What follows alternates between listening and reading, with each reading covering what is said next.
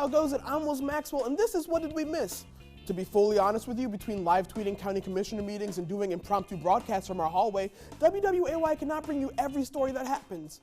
In this segment, we take these overlooked stories and they are reported by someone with zero journalistic integrity or responsibility. Facebook has been blamed for several problems, but this week the social networking site straight up murdered its users. Last Friday, several people were surprised when they logged into their accounts and saw Facebook had memorialized them.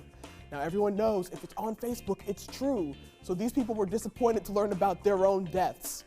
By the way, how is there not an M. Night Shyamalan movie where the ending is the main character logs onto Facebook and finds out they've been dead the whole time? Facebook called this a, quote, terrible error, end quote, in a written statement because the phrase terrible error is almost impossible to say out loud. At least for me, I am impeded. They fixed this problem immediately, which is good, because when all the Facebook users are dead, it starts to feel more like Google+. In a bit of election news, Oceanside, California re-elected Gary Ernst as their city treasurer. Now this is an issue because Mr. Ernst passed away a couple of months before the election. Now in the voters' defense, Facebook said both candidates were dead and they got confused. I think Oceanside has bigger problems though. For instance, being named Oceanside.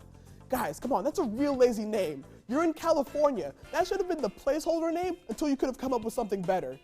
The only way Oceanside is an appropriate name is if the city is named for its founder, Enrique Oceanside.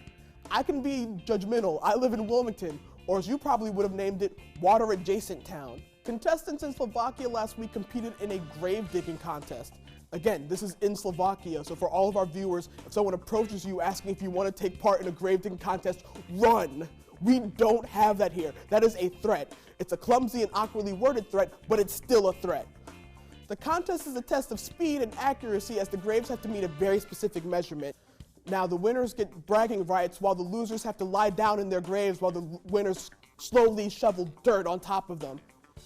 Now the entire contest is to promote the local funeral industry, which is easily the weirdest industry to try to drum up business for. Now folks, I realize that today's segment is a lot more death-focused than normal, and I apologize. I just find whatever happens in the past week and tell you. But you can't see how none of this ended up on Good Evening Wilmington though, right?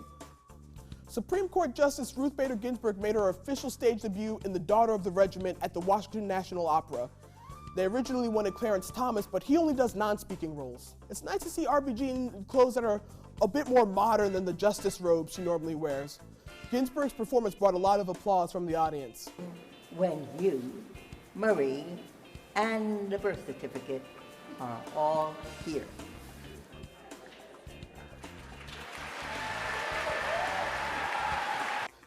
She seems to be having fun. Maybe when her term on the Supreme Court is over, she can start acting. Okay, now let's see. Now, how long do Supreme Court justice terms last? Now, Supreme Court justices serve until... I'm sorry, guys. I brought things back to death again.